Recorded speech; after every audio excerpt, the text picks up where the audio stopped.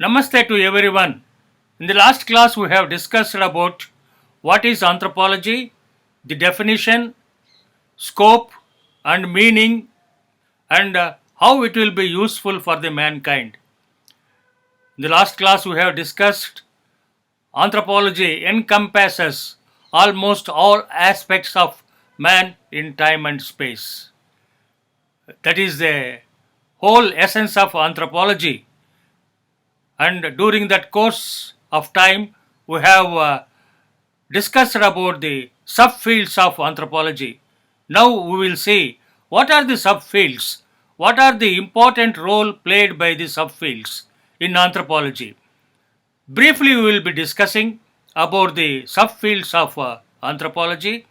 Then we will be going for detailed analysis or detailed discussion in each part of the subfields of anthropology. Here we are going to discuss about the subfields and also among them what are the other disciplines also incorporated. That is also going to be discussed in this class. Now let us look into the aspects of the subfields of anthropology. Anthropology strives for an understanding of the biological and cultural origins and past and present, as well as their behavioral patterns through systems and material possessions. In short, anthropology aims to describe in broader sense what it means to humans. That is, which I have already discussed in the last class and also just now, that it studies the entire entity of man. Based on this background, based on this preamble, we can observe that indeed anthropology is an expansive field study. It is comprised of four fields, or we can call as a five fields. What are the five fields? We can look into it. The cultural anthropology, archaeological anthropology, biological or physical anthropology, linguistic anthropology, and applied anthropology. Biological anthropology, as a branch of anthropology, attempts to explore human mystery related to their origin, differentiation, diversities, and distributions. With the advancement of genetics, it became more and more biological oriented, and very virtue of it, its area of study got considerable extension. By considering the whole situation, it can be divided into a number of subgroups. So, biological anthropology or physical anthropology can also be divided into a number of subheads or sub branches of physical and biological anthropology. Now let us look into the what are the different subgroups within the physical and biological anthropology. They are primatology, ethnology, human biology, paleoanthropology, human genetics, nutritional anthropology, medical anthropology, physiological anthropology, forensic anthropology, dental anthropology, human growth and development, anthropometry, ergonomy, and demography. These are the sub branches of physical or biological anthropology. Now let us briefly look into each aspect of this, what these subjects deals. Primatology is the scientific study of primate group of mammals. Man, the central figure of anthropological study, belongs to the order primate and animal kingdom. The primates, starting from the smallest rat-like Microcebus to the largest horse-bodied gorilla, in the various stages of development show different life patterns. So here, from all the primates will be studied by the physical anthropologist. Next, the ethnology. It is the study of human diversities. All the living men in the world are categorized into different groups, broadly known as race. That is, here we will be discussing about the racial classification, how people in the all over the world differ from each other by color, breed, height, weight, and differently. The racial classification we can do here, and it also attempts to explain the nature, formation, and the differentiation of the racial groups. That is the importance of this ethnology. It is human biology. It deals with the concrete biological principles and concepts of man. That is very important. It is differed from biological and other animals because of the impact of cultural achievements. Physical anthropologists attempt to understand the biological feature of man and their successive development changes in structure and functional throughout time. That is the human biology. Then we have the paleoanthropology. It is the branch of physical anthropology which deals with the documentation of biological history of mankind. They evaluate the fossil remains found from different sites and establish their status and evolutionary significance. This is the paleoanthropological studies. The fifth one is human genetics. Genetics deals with the inherited characteristics of human beings. There is a genetic relation between parents and their offsprings. The tendency of inheritance of parental characters is known as hereditary. So human genetics is specialized branch of physical anthropology which reveals the mechanism of heredity of various traits in man. The sixth subfield of physical anthropology is nutritional anthropology. It deals with the matter related with the nutritional perspectives of human beings and their subsequent growth and development. This is a very important one. This branch of knowledge concerns with the impact of those two factors on human beings as well, that is, growth and development. Then we have the physiological anthropology. The branch deals with the internal organs of human body in order to understand their biological constitutions. It is also concerned with the how the psychology of man interacts with the external factors like climate, food habit, etc. Moreover, it studies biochemical variations in man and other primates. Important subfield is medical anthropology. It studies diseases, patterns, and their impact on human societies. Medical anthropologist attempts to bring into the light the socio-cultural as well as genetical or environmental determinants of diseases within the population through the close study of the people and their way of life. This proves very much effective in combating different diseases in human societies. The present crisis of COVID 19, the medical anthropology plays a very important role. The eighth important subject of anthropology is physiological anthropology. This branch deals with the internal organs of the human body in order to understand their biochemical constitutions. It is also concerned with how the physiology of man interacts with the external factors like climate, food, habit, etc. Moreover, it studies biochemical variations to man and other primates. It is a very important subject. Another important field of physical anthropology or biological anthropology is forensic anthropology. Forensic anthropology deals with the skeletal structure of hominids and non-hominids to understand the similarities and differences of the body parts.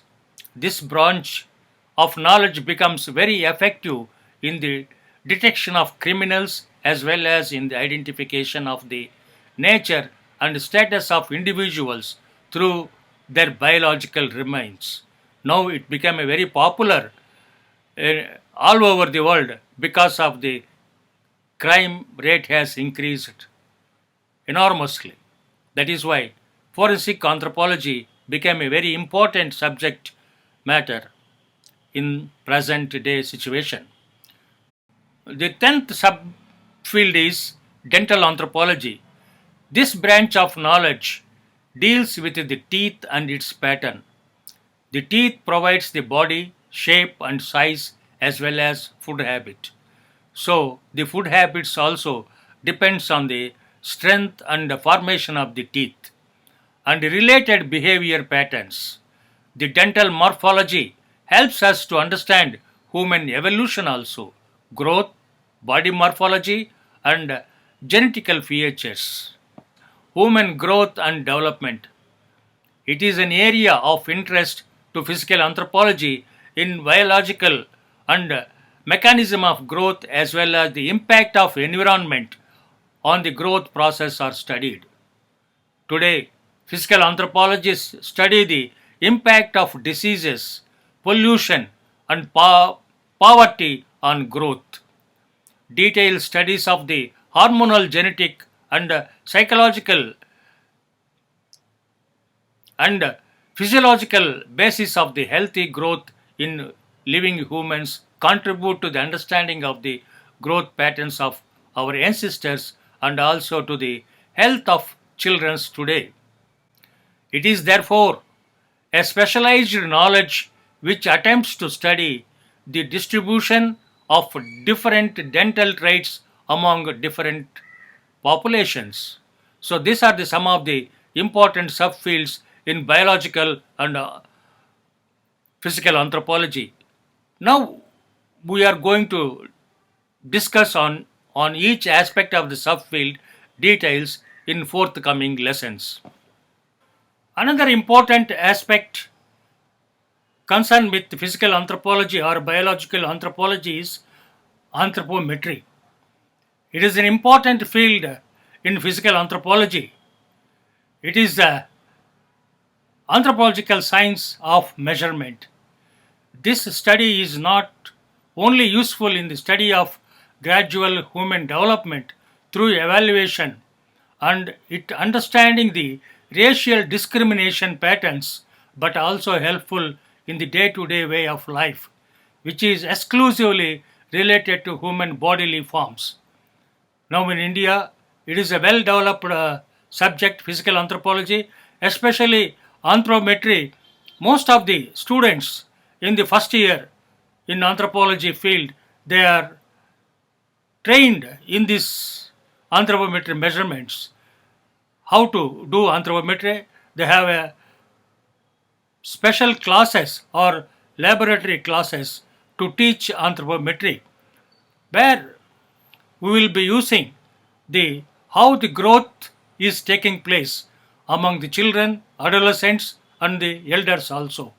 So it helps to understand how the children are growing, how nutritionally they are well off. All these things all studied in anthropometry. Now the anthropology students and scholars widely using this method to understand the physical growth and nutritional status of children and also the aboriginal populations in India. The next one is ergonomy. Ergonomy is the branch of physical anthropology is concerned with the correlation between the static body dimensions and the designing of machine to be driven by man. That is, this branch of knowledge is very important by the very fact that many groups of people differ in body size as a result of varied biological and environmental factors. Say here, most of the architects and designers of furniture and seats, chairs making, all these people will be coming under this ergonomy. For example, you take the chairs in the aeroplane is designed by the ergonomist and the tables, how to sit, how to stand, how much space is required is designed by the ergonomy. So ergonomy plays an important role for everyday life of a human being.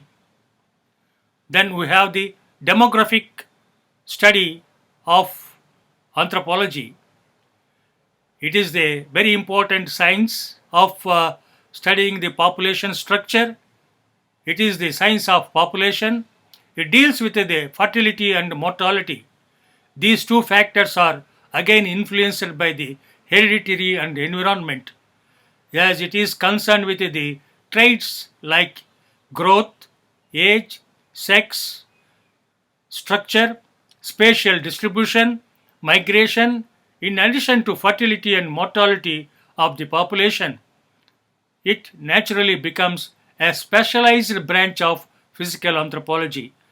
Nowadays, the demography plays a very important role to look into the population structure, population growth, population explosion, and mortality and stillbirths, and to know the problems and issues in a particular tribe or a community, why the population is decreasing at a faster rate. So, demography helps in different ways to know the population's problems and issues. The second important subfield of anthropology is cultural anthropology. Cultural anthropology is also called as socio-cultural anthropology or sociology. That is, especially in UK, United Kingdom, anthropology or social anthropology they will be calling. So, socio-cultural anthropology, it is the study of culture and is mainly based on ethnography. Ethnography can refer to both methodology and product of research, namely a monograph or a book. Ethnography is a grounded inductive method that heavily relies on participant observation. Ethnography and ethnology are deeply involved in cultural anthropological studies, whereas ethnology involves the systematic comparison of different cultures. So, mainly cultural anthropology deals with the man and his works. That is, how man has achieved different type of art, artifacts, language, and different type of things. How he can able to develop over a period of time from primitive cultures to the present day cultures of human being. It is studied. Now let us look into the subfields of cultural anthropology, or also we can call as social anthropology.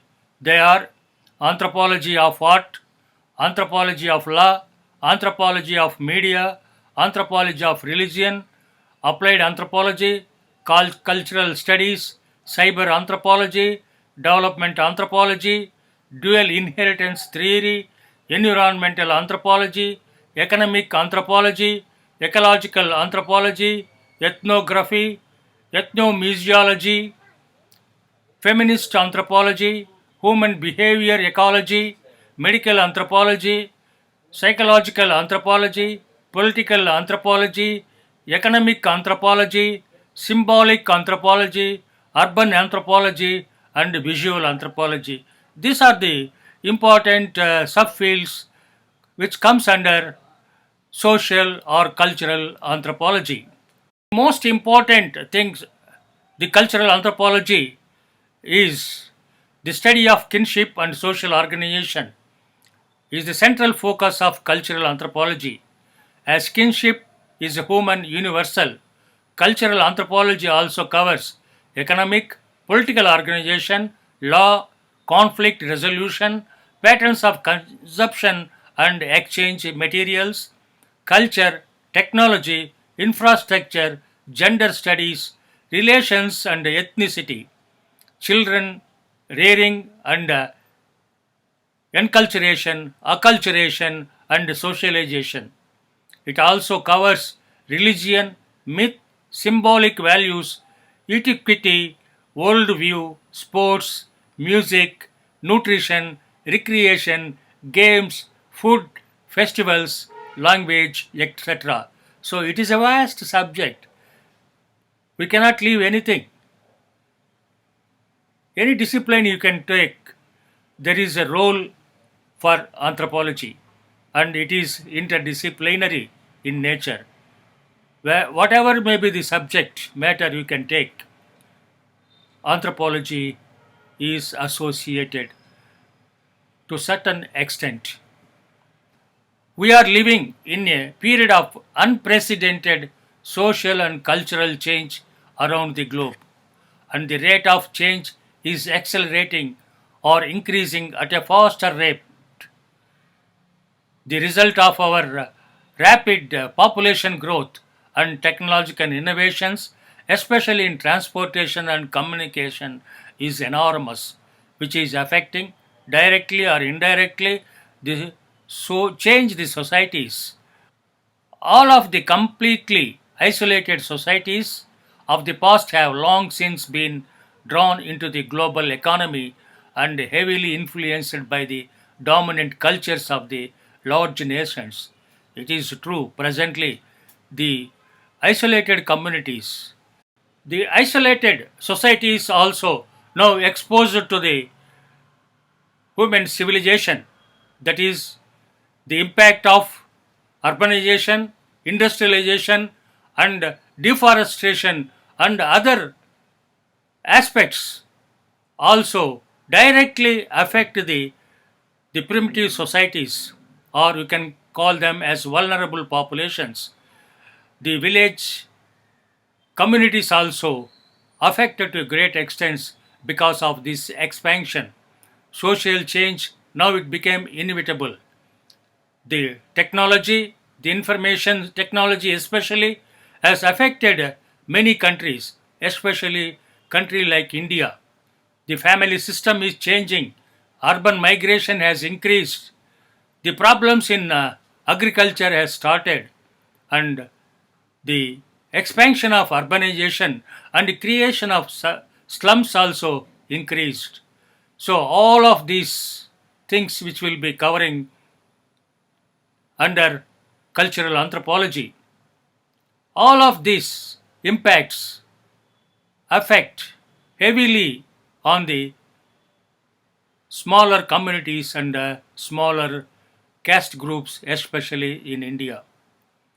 As a consequence, it is likely that three-fourths of our languages in the world today will become extinct as spoken languages by the end of the 21st century.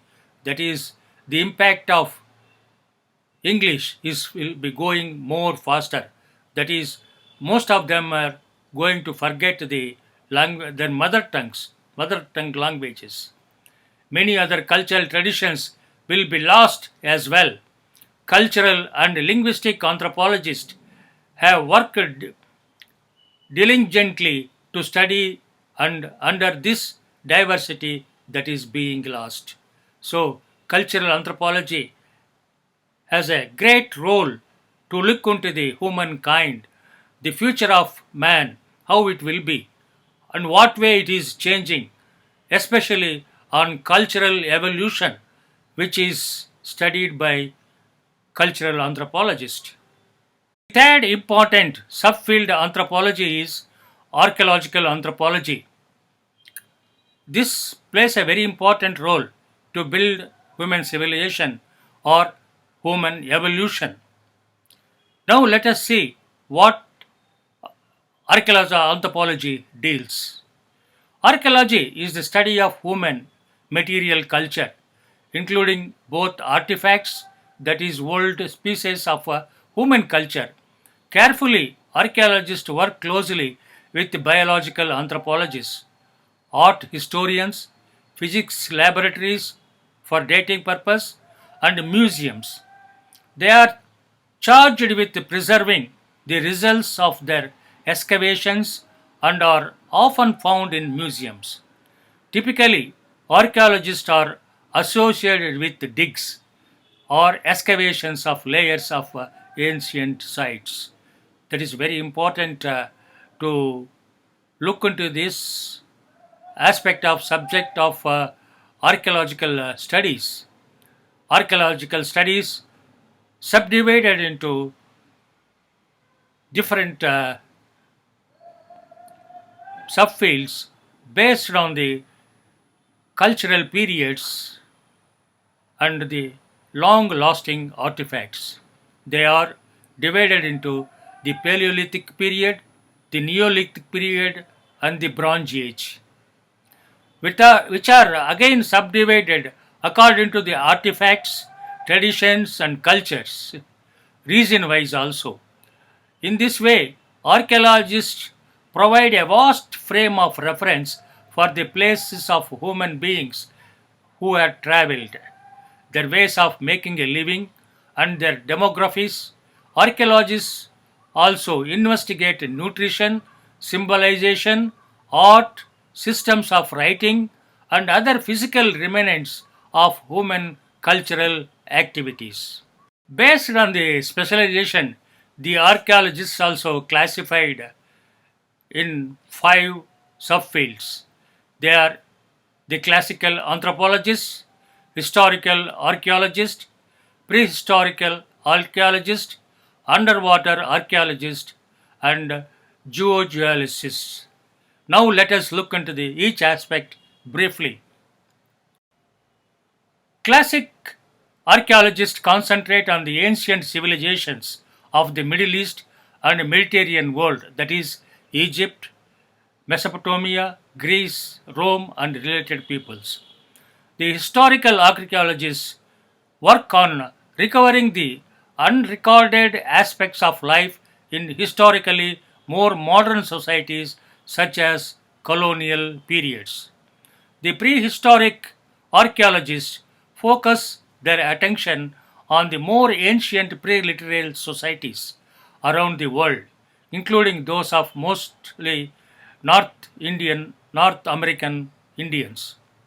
The fourth one is underwater archaeologist. They cover and excavate ancient shipwrecks and submerged ships. The last one, the fifth one is zooarchaeologist. They analyze and interpret the animal remains found in archaeological sites. The training required for each of these and other archaeological specialists varies significantly, but they all share an interest in elucidating the lost past.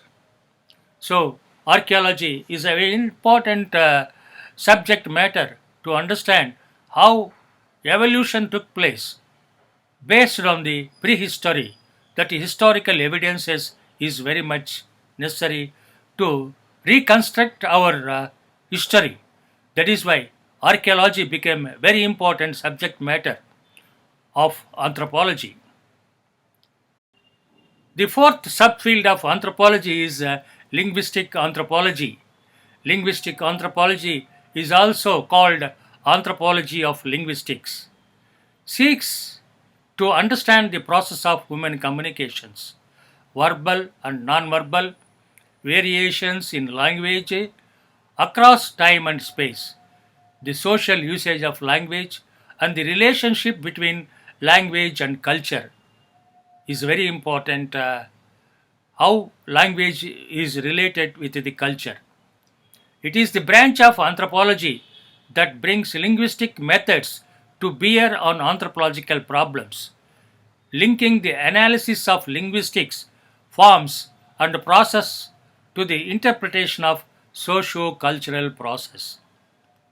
So, linguistics or linguistic anthropology, which studies contemporary human languages as well as those of the past, the languages or the linguistic anthropology is divided into four distinct branches or areas of research. They are social or descriptive linguistics, historical linguistics, ethno-linguistics, and sociolinguistics. Now let us look into each of these subfields of linguistic anthropology, what it covers or what it studies. The structural descriptive linguistics studies the structure of linguistic patterns. It examines sound system, grammatical systems, and the meaning attached to words in specific languages to understand the structure and set of rules given in language. That is, every culture has a distinctive language with its own logical structure and set of rules for putting words and sounds together, the purpose of communicating. That is structural anthropology. That is, constructive structural formation of words for each language will be studied independently based on the social structure, or you can call it the language as a unit of study particular distinct language groups. Ethno-linguistics or cultural linguistics. This subject examines the relationship between the language and culture. In any language, certain cultural aspects that are emphasized, such as type of snow among the Inuit, cows among the personal Maasai, and the pastoralists of Todas, and the way of iron ore melting and making iron metal by the Asur tribes of Netrahat region, Jharkhand. All these reflects a vocabulary, how it requires a vocabulary and how it can be made. That is very important. Moreover, cultural linguistics explore how different linguistic categories can affect how people categorize their experiences, how they think, and how they perceive the world around them. Thus, perception of the people about the cultures and the nature, the way of living is understood through ethno-linguistics. Now, the next one is historical linguistics. The historical linguistic deals with the emergence of language in general, how specific language has diverged over a time, how the language has developed over a period of time. It focuses on the composition and classification of different languages to differentiate the historical links between them. That is the difference between one language to other and how the languages emerge. All these things will be discussed in historical linguistics. Another important sub-branch of linguistic anthropology is sociolinguistics. Sociolinguistics investigates the linguistic variation within a given language. No language is homogeneous system in which everyone speaks just like everyone else. One reason for variation is geography, as in regional dialects and accents. Linguistic variations also is expressed in the bilingualism of ethnic groups. Here you can easily identify, for example, you take the Telugu speaking people in central Andhra Pradesh, that is, East Godavari and West Godavari district. Language is different from Rayalaseema Telugu. Most of the Rayalaseema language is mixed with the Tamil or Kannada influence language. In the same way, if you go to the UP and Bihar, the language of Hindi varies from one state to another state because of the geographical variations and the other dominant or local languages influences the major languages also. So this socio-linguistic study also studies all these variations. Anthropologists also considered applied anthropology as a subfield of anthropology. What is applied anthropology? Applied anthropology, sometimes considered a fifth subdiscipline, applied anthropology, which involves the application of anthropological theories, methods, and findings to solve practical problems. So, here you can consider that applied anthropology is an application of anthropological need, techniques, and methods to solve the problems to solve the or to provide the needs of human populations. So, here the anthropologist, by using applied techniques and methods and different type of field studies, they will be conducting, and applied anthropology is also sometimes considered a fifth subdiscipline of anthropology. Applied anthropology involves the application of anthropological theories, methods, and findings to solve the practical problems of human beings. Applied anthropologists are employed outside of academic settings in both the public and private sectors, including business or consulting firms, advertising companies, government agencies, non governmental organizations, law enforcements, the medical field, and even the military. If you look into these aspects, the applied anthropologist plays a very important role. Presently in India, the applied anthropologist role is very big role they are playing. Most of the developmental projects which are implemented for the upliftment of the downtrodden, especially backward communities, scheduled caste and scheduled tribes, huge amount of money are spent for the development of these communities. Different projects were implementing to develop these communities. But to what extent they have been developed, we are not able to understand. To understand these problems and to what extent the social change and development took place, we need evaluation studies. So, these evaluation studies are conducted by applied anthropologists. Applied anthropologists are the right persons to conduct the evaluation studies and appraise to what level they have been applied.